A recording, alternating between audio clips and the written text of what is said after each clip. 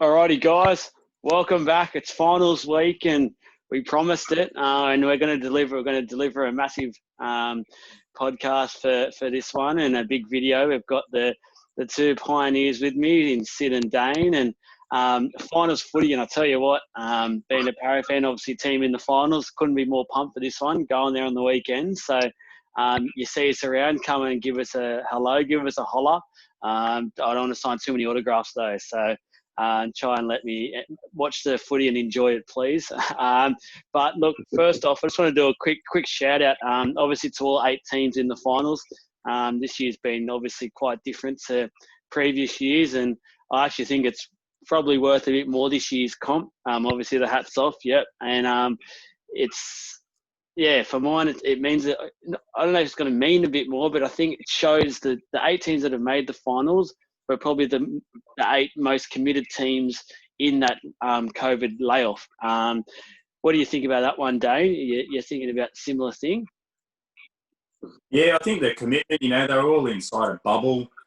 It's pretty tough, but, they've lived and breathed it and they've stayed very, very committed. So I think, I think a big congratulations to all 8 teams that have made the finals, and I'm looking forward to seeing pretty good footy. Yeah, I can't wait. It's disappointing not to see in a Roosters jersey. Obviously, one of those bandwagon supporters when you're only doing well. Didn't want to show your passion this week, after a bit of a pumping. Oh, look, we threw the match. We tanked a little. Just their odds on the premiership, I think. So I think he's going to have a big wager this week and moving forward. Yeah. Well, a guy that's obviously a bit disappointed his team's not playing a game this week, and off air last week I asked him who his team was versing, and he politely declined to comment. But Sid, welcome back, and obviously finals week. What are you looking forward to? Mostly the shit teams are out now, with an exception, in my opinion, the Warriors and Titans. They were quite good, but all the rest were also rans. There's only 2 of those left. I think the Knights will be out the back door, and the Sharks as well. They'll be out the back door. They made it, but they're just making up the numbers. But I'm looking forward to that, and of course the first women in league round. But we'll get to that a bit later. Yeah, definitely. All right, let's get straight into it. We promised what we'll do is preview each game and have a chat about each team and where they probably can win the comp, try and be a positive on each team that have made the finals. So there is a realistic chance they can win it. So first up's obviously the Friday night game, and this is an absolute cracker, and I can't wait for this game. I'm almost as keen for this one as I am my own team, and that's obviously the Panthers and Roosters game. So obviously a couple of talking points to get some comments on. Obviously a young Penrith side that doesn't have much finals experience. Are they going to be able to step up in a finals type environment and the pressure on? And obviously the Roosters bounce back factor. If a team's going to come back after having 60 points put on them, it's probably the Roosters. Dane, obviously you're a Roosters fan, so I won't come to you yet. Sid, you're the neutral here. What do you think of this game and early thoughts on both teams? Needless to say, Penrith is travelling better. I think the Roosters their challenge is that they're lacking a little bit of continuity, and they're also a bit battle weary. And the continuity I speak of is the chopping and changing of players. Injuries haven't been really good to them. That's an issue. But having said that, I always say, good teams have game plans, great teams have processes and systems, and that helps whoever to slide in and then just fit into the process and play their role. And I echo those sentiments of yours. If anyone can bounce back, it's the Roosters. Not saying I'm tipping them. I think the Panthers will have a routine victory. And then we'll see what happens with the Roosters. They'll get another chance anyway, so won't see the last of it. All right, first prediction of the night, and Sid's going the Panthers. Dane, where are you seeing your team from a fan's point of view after last weekend's efforts? Yeah, it was very disappointing last week. I think it was a bit of a shock, but a bit of a wake-up call for them, more importantly. And as you guys have both mentioned, if any team can bounce back, it is the Roosters. But will they bounce back against the Penrith outfit that's pretty much flying high at the moment. Well, that's yet to be seen. I think it could be a really close game, or I think the Roosters could get it handed to them. So I'm 50-50 on this one. I think if the Roosters can win, it'd be a very, very tight margin. Otherwise, I think Panthers might hand it to them.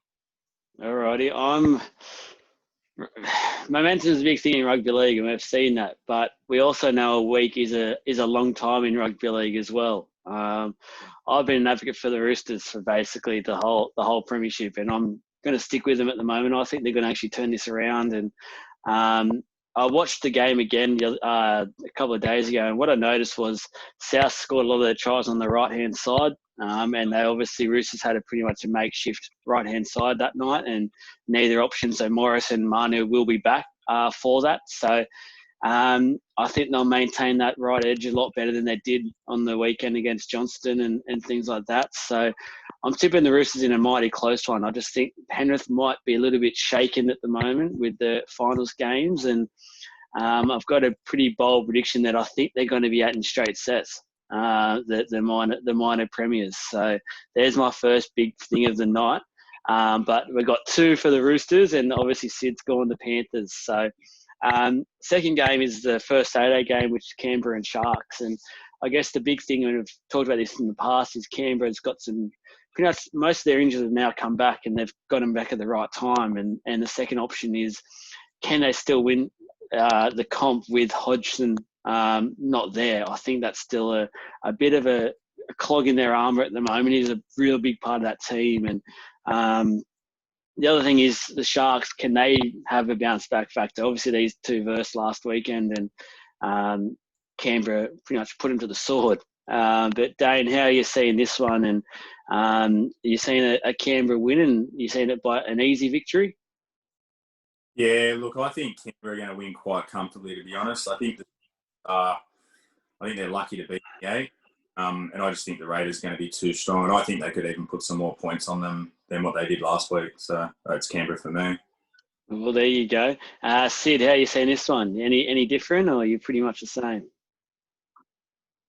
Canberra's really, really impressive, and they're coming up against the Sharks team, who I think are spent.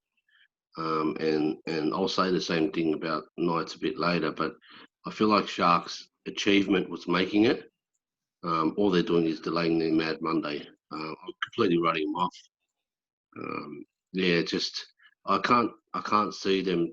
They're patchy football, and their leaky defence. It spells danger for what is now a professional outfit that is the Raiders, who pretty much put their second string out there last week and put the cleaners through the Sharks, and they're going to get their first team back. I can't see anything but a comfortable win as well. I know, obviously, the Dragons and the Sharks have quite the rivalry, and it's very. You won't get a Dragons fan who pretty much gives the Sharks any sort of credit where credit is due. But if I ask you, we said at the start of the video, we'll try and give a good point for each team. Is there something that the Sharks fan can look at and have a bit of hope for this final series, or are they just completely pretty much book your Bali tickets today for a Bali trip on Monday? Yeah, look, if you wanted to be hopeful, I mean, if it was my team, I would look at their forwards. If they can punch up the middle in behind the ruck, one after the other, then look to try and spread it, or even just stay attacking the ruck. I always say there's only one bloke behind the ruck, and it's usually the ref. So that's the only hope up the middle. But that's the only thing. I mean, unless Canberra have a disaster of a game, which I doubt it. It's a do or die game. They're not going to turn up and go, "Oh, we'll see what happens." But yeah, it should be interesting. Yeah, no, I'm pretty much with you boys as well. I think Canberra will probably win this quite comfortably. The second Saturday games, the Storm and the Mighty Eels. Be going to this game. Me and Danny got some tickets and gonna go and give the boys a bit of a cheer along. He hates the Storm with a passion, so he jumped at the opportunity to go and watch a game where you can barrack against them. So, but obviously a couple of points to start off with. This one would be obviously an interesting one with the Storm would be like a lot of the talk at the moment is regarding their coach Bellamy and Smith. Is he going to play on, and is Bellamy going to go to the Broncos? Things like that. Is that going to be a distraction for the team in this final series? We've seen other teams probably get distracted. Is the Storm good enough to just wipe that away? And the other sort of point would be on the Eels would be the defence. With their great defence that we had during the year, is that a chance of coming back and putting a blue and gold wall up that we sort of saw against Penrith that first half a couple of weeks ago? So, Dane, I know you're coming along to this one. So, where are you seeing this one? Yeah, I think it's going to be a really good match. I think between the Eels and the Roosters, the Roosters and the Panthers, and Storm and Eels, obviously they're the top 4 teams. I don't know where to go on this one, because I think the Eels can beat them. I think the Storm they're going to be very, very classy. They're going to be hard to break down in defence. I want the Eels to win, but I think the Storm might just scrape through in a really tight match. That's what I'm predicting. There you go. Are you predicting a couple of drinks for yourself that night as well, or? Yeah, well, look, what I'm hoping for is that the Eels are going to bash the Storm up, and then we might go to bash up the Orders. They're big double. I'll just put it out there. We're going with Dane's missus and his missus' mum, and they're both Storm supporters. So whatever happens after that full-time siren, I don't know, but we might not have a video next week. We'll see what happens. We might be both locked up. So, Sid, what are your thoughts on this game? I know you've been an advocate for both teams at times this year, and you're looking at another cracker this game, or you're seeing one team taking it basically to the sword? Man, Storm are just, look, they're so impressive. They have been for a number of years. So you know what they're going to bring, and the question is whether you can stop it. You know, they're going to play the power game. They're the type of team that when they try something, there's a high probability that it'll come off. That's the issue. So for the Eels, they really, really need to defend like their lives depend on it. I know it's a cliche, and they say it, and the fans expect it every week, but this is finals footy. This is the real deal. This is a new competition. This is not only an important, significant game, even though it's not do or die. It actually would stand to define this group of players that Parramatta have put together over the last couple of years, and you know they're out there. They're starting to be on the rise, if you like. This will make a statement if they can do it. To ask for my tip, I would say a little bit biased because I have an uncle who's a Parramatta supporter and he's not well, but so I'd like to see Parramatta go all the way. It would be a nice fairy tale for him. And you know I don't mind Parramatta for they're a good team, they're an entertaining team, and I think they could beat them. Well, shout out to your uncle there. Never like to hear something like that, and great to hear that he is a Para fan. So I hope the boys get up for him and put a big effort in for him. I'm sure he'd be loving that watching. So I'll go back to Dane quickly here in regards to what I mentioned first with the Storm. And do you see the talk about the Bellamy and the Smith situation as a distraction heading into finals? Is that a chink in their armour, so to speak? No, Joel, I don't think it is, because look, Cameron Smith, he might come across as a selfish player sometimes, but I don't think that is the case. I honestly think that he's probably going to retire at the end of this year, but I think he'll leave it until the last game that the Storm play, and he's probably going to hope that he's going to be in a grand final. And that's what I've heard through the media as well. And I think it's the same with Bellamy. He's basically put that whole Brisbane Broncos, head of coaching. He's put that to sort of bed for the moment, and he won't be talking about that or making any decisions until this season's over. So I don't think it's going to be a distraction at all. I think the Storm are all business, and I think they're going to show up on the night and they're going to give the Eels a really, really tough game. Sid, I know you sort of shook your head there, and I like to get these sorts of points across. And I know you've been a bit vocal of Smith in the past, and one episode you did miss, you wanted me to touch on Smith and the way he sort of carried on with this. For mine, I actually think it might impact the side a little bit because it's not just Smith or Bellamy that it's impacting. It's actually Brandon Smith as well. If Smith starts to play on, Brandon Smith is happy to leave, and it's also Grant won't come back if Smith leaves. So or stays. Sorry. So there is a few things going on in that club at the moment, and they're obviously not in Melbourne. It's will that end up making taking a toll on the team? But Sid, where are you seeing the Smith situation, and do you see it as possibly something that can be exploited not just by Parramatta, but from other teams this next 4 weeks? Yeah, I've said it before. I think it is selfish. Look, take nothing away from the player. It's probably going to go down as one of the greatest ever. Certainly the greatest ever of his position. His achievements are much publicised. I don't have to go into it, but as a person, I feel like there's a slight arrogance, and it's certainly some selfishness. Brandon Smith has openly said that he will ask for a release if Cameron Smith stays on. And Harry Grant has a clause in his contract that if Cameron Smith stays on, he doesn't have to ask for a release. They will have to release him. It puts the club in a dangerous position in terms of tomorrow. Most teams, the good teams, don't like going through a rebuilding stage. If they do that, say Cameron Smith stays on for a year, they lose those two. They're not going to sign 1 year deals anywhere. They're gonna start their forge out their own career, their own reputation. And the selfish part I speak of is mate, step aside and let the young cub come in and do something. You've had your time in the limelight, and yes, he is good enough, right? But what's wrong with retiring on the top? What's wrong? I'm shocked he hasn't made a decision yet, if I'm honest. I thought he actually would have. I thought he could have used this as a driving force for the team for the rest of the season. And I thought it'd allow the Storm to sort of get into a better position.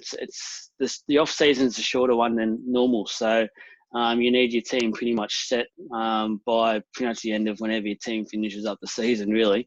But back to the prediction side of things, obviously I've got to be a bit biased and go for the Eels. The reason for this is that sort of a bit on what Sid touched on actually is that from the start of the year, we've sort of added a couple of signings in the last 2 years to sort of just strengthen the team to get to this stage. And obviously last year, the Storm gave us a touch up in the final series. And I think a lot of people haven't been talking about that recently. And I think that's actually going to be pretty big driving force for the team to go, you know what, we can actually be a big team in these big games, and we're all big game players. So about 8 weeks ago, half our team was getting touted to play Origin, and now it's gone down to 0. So there's the players in there that can play footy, and I think if we can do this us against them mentality, the media aren't rating us at all. So we finished 3rd for a reason, and I think if we can come out and put that blue and gold wall up, so to speak, in D, I think we can really frustrate the Storm a bit, and hopefully I'll be out celebrating with Dane after a big win. So that'd be good. But moving on to the last game, and it's obviously another do or die game, and loser basically just goes, see you later for the season. And it's South and Knights, and obviously both teams are completely opposite form-wise. One's just got lapped by the Titans, and one's just put a score on the defending premiers of the last 2 years, and scored 60 points. South, obviously, a talking point would just be, do the points keep flowing with them? Can you basically? They have been up and down for the month. They obviously lost against the Dogs 2 weeks ago, but then that performance last week probably scared every other 7 teams in the finals at the moment, because if they can put 60 on the Roosters, imagine what they can do to some of these lower ranked sides. And obviously Knights, it's been something that we've harped on, the Ponga-Pearce combination. Can it finally click, and can Ponga basically be unleashed by Pearce to do his own thing? I thought 2 weeks ago the Knights played pretty well, and I thought it was because Ponga was unleashed and was able to play his sort of style and guide the team around sort of what he wanted. So Sid, I know you've been pretty critical of the Knights. You mentioned a bit earlier you were pretty much going to have a chat about him, but I'll let you take it away here. What are you seeing? So if you're talking about this weekend, firstly, I'll just get that out of the way. the Knights will lose. They'll be on Mad Monday this week. Sadly, unfortunately, this is their achievement. It's the first time they've made the 8 in. I can't remember the exact number, It was but it's 6 years, I think, or 8 years. Yeah, something like that. It's quite a number of years, and that's their achievement. Now, as far as you're talking about Kalen Ponga, there are 2 Kalen Pongas running out, and you don't know which one's going to turn up. But it's not for lack of effort. It's the way that he ends up with the ball in the situation. Sometimes he ends up with the ball very deep, and he's not near the line to engage and trick anyone. And then when he's at his most dangerous, he ends up with the ball not quite at the line, like a line runner, but closer to the line.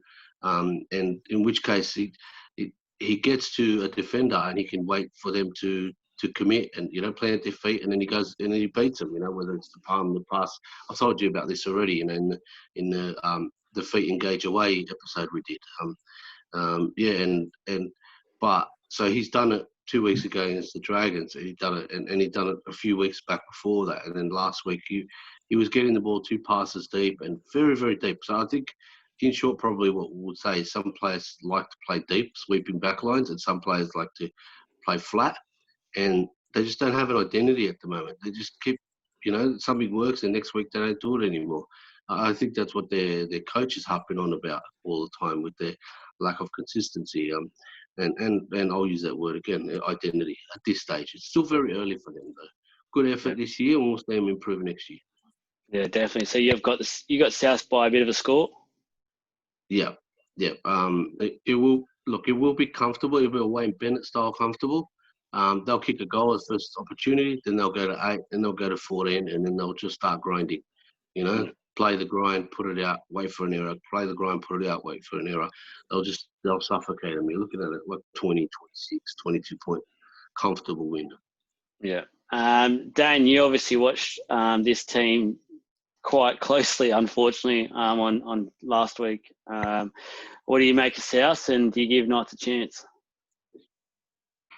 Yeah, look, I'm with Sid. I don't think they might stand a chance against the Rabbitohs, and I think the Rabbitohs have come good at the right time. I think they peaked at the right time, and I think they can beat any of the top 4 teams at the moment. And I mean, they've already beaten one in the Roosters, and Cody Walker. What a surprise package he is. When he plays some good footy, the team, they all just sort of come together, and it represented that in the scoreline against the favourites to win, the equal favourites to win the competition. I just don't think the Knights are playing good enough footy to sort of even give them a bit of a rattle. To be honest, I think they're going to be having Mad Monday along with the Sharks, and I think the Rabbitohs could put a pretty decent score on, to be honest. So, and I think they're the team to watch out for in the finals. I think they are underrated, and as I said before, they're peaked at the right time. So I think all the teams should be pretty worried about them. I think they're a scary team because they obviously put 38 on us a couple of weeks ago, and then they put the 60 on last week. So they've just beaten 2 top 4 teams in the last month of footy. Any team that can do that need to be taken very seriously. You make a good point there with Cody Walker, and he's basically the heart and soul of that club. Obviously, he's not the captain. Reynolds is the captain and things like that. But I've got to say, when you watch South, and whenever they do well, it seems to be off the back of Cody Walker. He's always on your screen. He's always part of 2-3 players in the lead up to a try, and he's always linking up for support. And that's when he plays his best footy, is when he's playing that support runner. So I guess the question for you, Dan, you mentioned it with Cody Walker, is that, let's say hypothetical Reynolds goes down. Can they still win the comp? Yeah, look, I think they can. Like, Cody Walker plays with so much heart. Reynolds would be a big loss, given that he kicked as well. But Cody Walker, he just comes out. He gives 150%. He's in everything. He plays with passion, and I think that feeds onto the rest of the players in the team. So I still think they could be a chance. They wouldn't be as strong, but I still think they can scrape through, and who knows where they can go, whether they can make the big one. But I think they'll go deep. Yeah, nice. Obviously with you boys as well, I just think South's got too much class at the moment. I think if you go into the finals after a 30-point loss to a team that didn't make the finals, you're very shaky. And I think for the Knights, that's a massive just confidence loss. And you'd basically be going, after watching South play, going, what are we about to go into? So South by probably 20 or 30 for mine. I think this will be the biggest scoreline of the weekend. I think Sharks play a bit more gritty, and I think they might frustrate Canberra a little bit to keep that scoreline down. But I think this will be the big final score that normally happens every year. There's normally one game that's a bit of a blowout, and I think it's going to be this one. So obviously I asked you boys to have a bit of a think today and have a bit of a prediction in regards to a player who's going to take this final series by the skin of its teeth, really. Sid, who have you gone for and why? Oh, interesting. It's gonna sound a bit biased. Sorry, mate. You can't go for Dufty. He's not even in the finals. I'll have you know, I would have gone with Lomax if I had to pick a Dragons player. No, I think Mitchell Moses is just ready to explode. He's been building. I know what he's capable of. He was electric at the start of the year. He was electric in the nines, and he's sort of gone within himself a little bit. I feel like he's pacing himself. But having said that, I mean, you don't just get form out of nothing. But it all starts with just a bit of energy. It just needs to be like a jack in the box. Do what he needs to do to play his role. But if there's an opportunity, just try something, and then I think he will get his confidence back. But I really think he's foxing, and he's going to have a big final series. I just have a feeling. I don't know. I could be wrong. I could be way out of the ballpark. Just to add some to your point there is that obviously watch Para games every week, and Dill Brown's back, and that's a massive thing for him because Mitchell Moses, I think what he lacks is he doesn't like to be the go-to guy every single play. He needs someone who's there with him to sort of take control here and there, and Dill Brown does that beautifully. I know he's only young still. I don't want to put too much pressure on the kid, but the effort areas in his 1%ers are probably one of the best in the league, and he's always there trying to chase down a player to make a break. He's always there to try to put a kick in on that side and pop balls to lane and things like that. And I think it'll just take a bit of pressure off Moses to sort of go back to his little floating around, running around sort of plays that he does do. And so, mate, big prediction, but I think you might be onto something there, and I definitely hope you are anyway. Can I just say you're welcome for Dylan Brown, because we took Corey Norman off you. Yeah, well, thanks. Thank you, Dragons. You're making impacts in the 2020 final series, and you're not even part of it. So thank you, guys. Dane, who are you going to go for here?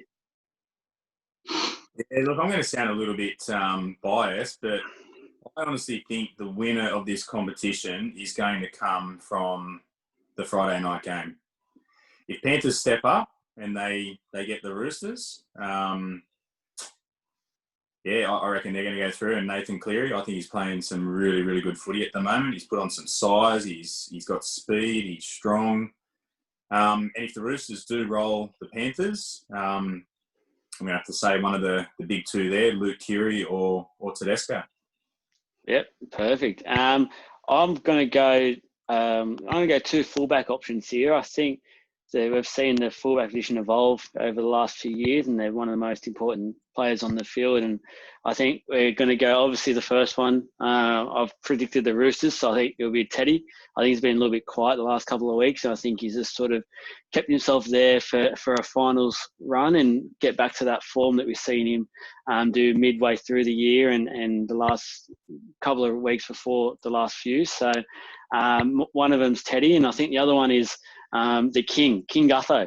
I think he's been very underrated, and I don't think he gets the credit he deserves for the plays he does. He's another one that just does the effort areas. He's always there, and He's the one that sort of that cover tackle on the weekend against Tigers. I don't think many people would probably make that tackle. So those two for mine. Look out for the number ones. I do love my fullbacks. So, but just lastly, before we do go as well, guys, Sid mentioned it. The NRLW starts this week, and I think Sid's got a bit of a step on him tonight because he's actually got a team now that he can cheer for and be confident in winning, because I think the Dragons are going to go all the way and win this. Their team is ridiculously stacked.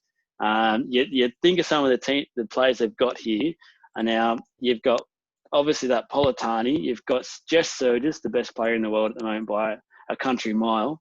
You've got Kelly in the centres as well, and you've obviously got Kezi Apps as well, just to name a couple of just stars in the lineup. Sid, you've got a team you can be confident with now. How are you feeling? Well, the good news is McGregor has nothing to do with them at all. He's nowhere near him. He's never had a word to him or anything. He's never told him to have a red hot crack, or we won the second half, or the other team scored off kicks, or any of his wondrous coaching one-liners. So look, I think they can get the monkey off the back. They were close last year. They were favourites actually, and I think they can. I think they can get the monkey off the back. I know there's only 4 teams, but while it sounds easy, the comp is quite short. You need to win, knock over, 3 out of 4, 4 out of 5 games quick, and get into the finals straight away. Look, I'm quietly confident, and we've got the Roosters to start with, who bought very well. They bought half of the Broncos team, frankly. So it should be a good test. 11:30 on Saturday. So if you're missing your Super Saturday, the ladies' game is on early. Yeah, there you go. Good way to just lay in bed all day, really, or lay on the lounge, have a few drinks, start early.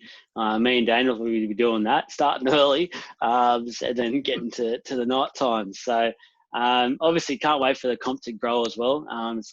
It can grow to another 4 teams, make it 8 teams and so forth. But Dane, obviously Roosters have a team as well in it. Don't know if you followed too much, but looking forward to this next 4 weeks of some women running around, and the skill level is up there. I'm telling you that they've improved a lot there, and the skill level's up there. Yeah, the ladies' league is pretty interesting to watch. I haven't watched much of it this year, but I do try and watch a lot of Jess Surges. And yeah, I think she follows me on Insta and Facebook as well. So I'm pretty chuffed with that. No, she doesn't. Yeah, she plays pretty solid footy, and I can't remember who the halfback is for the Broncos, but she's a bit of a weapon too. She plays really, really hard. Yeah, I think it's great footy. I've enjoyed. I watched a lot of it last season actually, and yeah, I think the Dragons will be too strong, and yeah, as Sid touched on, they've brought pretty well, and yeah, I'm a big Jess Surges fan. Jess Surges, if you're out there, do not worry about that grub, please. Boys, any last things to say about the final series? Any last parting words for finals week 1? Yeah, Look, yeah, I think we're just excited for the footy. All the shit teams are gone now, so it's all right. That should be good, man. Danny boy. Yeah, all I want for the final footy is I just want to see consistent refereeing. I like to see a nice flow of the game, and I hope no one gets injured, because we don't want any excuse from other teams saying, "Oh, we would have won it if him and him weren't injured," and so forth. So I want to see consistent refereeing, because that's one thing that can really annoy in games when it's it's one-sided or they're trying to even it up, and I just hope everyone stays in one piece. Brilliantly said there, and I could not agree more with that. But on that note, guys, that is finals week 1 done. We'll obviously come back next week and wrap up what we've seen and any predictions that may have changed from this weekend's footy, whether it be an injury or something like that. But good luck to the teams in it. Obviously, I'm going to go the Mighty Eels. Good luck to the Roosters, and that awkward moment when you can't say good luck to the Dragons. But good luck to Jess Surges, and we'll give the viewers an update next week if she's slid into Dane Cunningham's DMs or not. So on that note, good luck, ladies, as well, and up the final series. See you guys. See you, boys. Anyway.